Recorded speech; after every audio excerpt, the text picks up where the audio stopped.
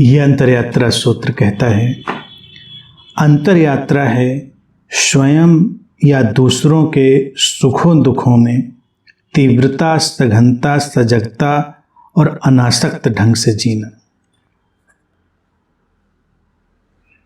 दुख और सुख अपने हों या दूसरों के, उनसे हम क्या व्यवहार करते हैं, ये हमारी आध्यात्मिक गहराई को बताता है। अंतरयात्रा सूत्र कहता है कि तीव्रता, सघनता और सजगता से जीता है व्यक्ति। जो खोजी है, सीकर है, अंतरयात्रा में जो गति कर रहा है, वो ऐसा नहीं है, उनको महसूस ही नहीं करता।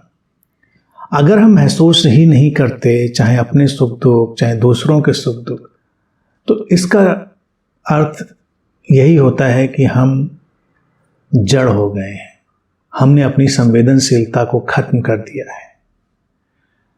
अगर हम संवेदनशील हैं तो हम महसूस करेंगे, महसूस करने में समस्या नहीं है। इसीलिए इसमें एक और शब्द जो जोड़ा गया, अनासक्त ढंग से, उसमें लिप्त नहीं होंगे। कुछ हमारे भीतर है जो उससे अछूता, अलिप्त बना रहेगा। आमतौर से क्या होता है कि जो लोग अंतरयात्रा पर निकलते हैं, साधना के मार्ग पर निकलते हैं, उनको ये बात बताई जाती है कि सुख दुख से विचलित नहीं होना चाहिए।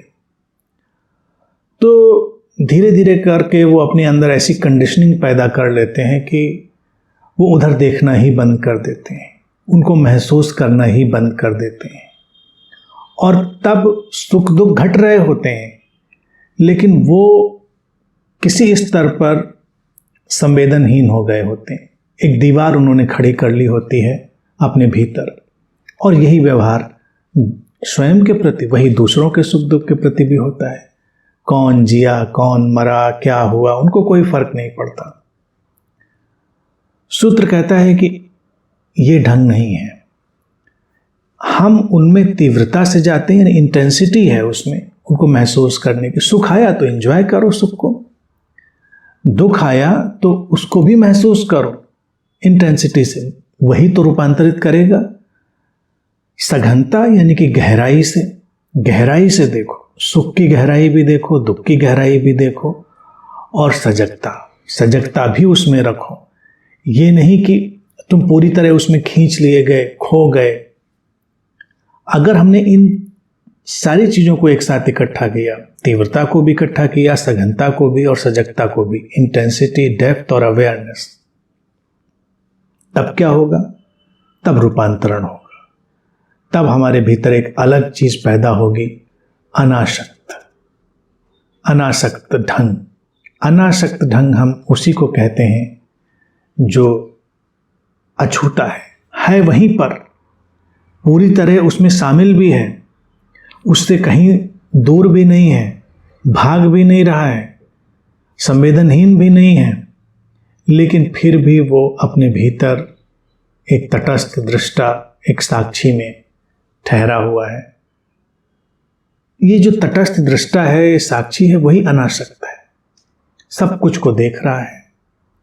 जैसे हम सपने में देखते हैं, सारा उतार चढ़ाव, सपने में भी तो हम परेशान होते हैं, कभी प्रसन्न होते हैं, और हमारे नींद में जो सपने, उनमें भी एक ऐसा तल है जहाँ से सब देखा जा रहा है, पूरी तरह अछूता, अलिप्त। तो वही चीज़ हमारे जागृत जीवन में भी है, उसकी संभावना भी पूरी है कि हम सब कुछ को देखते रहें और उससे एक दूरी भी बनाकर चलें। अब दूरी बनाकर चलने का अर्थ ये नहीं होता है कि हम महसूस ही नहीं करते। तो इसीलिए पहले ही सूत्र ने कह दिया कि हम पूरी इंटेंसिटी से जाएंगे उसमें और पूरी गहराई में जाएंगे, और जब तीसरी चीज सजगता भी उसमें जुड़ी है तो गुणधर्म बदलने लगेगा। आमतौर से जब लोग तेजी से सुख या दुख में जाते हैं तीव्रता से, तो सजगता को भूल जाते हैं या गहराई को भूल जाते हैं। इन तीनों चीज़ों को इकट्ठा एक साथ रखना, यही साधना है और यही अंतरयात्रा है। और जब इन तीनों चीज़ों को एक साथ रख देंगे हम, तीव्रता को भी, सघनता को भी, सजगता को भी, सुखों दुखों में, तब चौथा आयाम हमारे सामने उभर आएगा, अनासक्त होने का। और अनासक्त ढंग से जीना वही अंतर यात्रा का फल है और देखा जाए सबसे सुंदर ढंग भी है जीने का।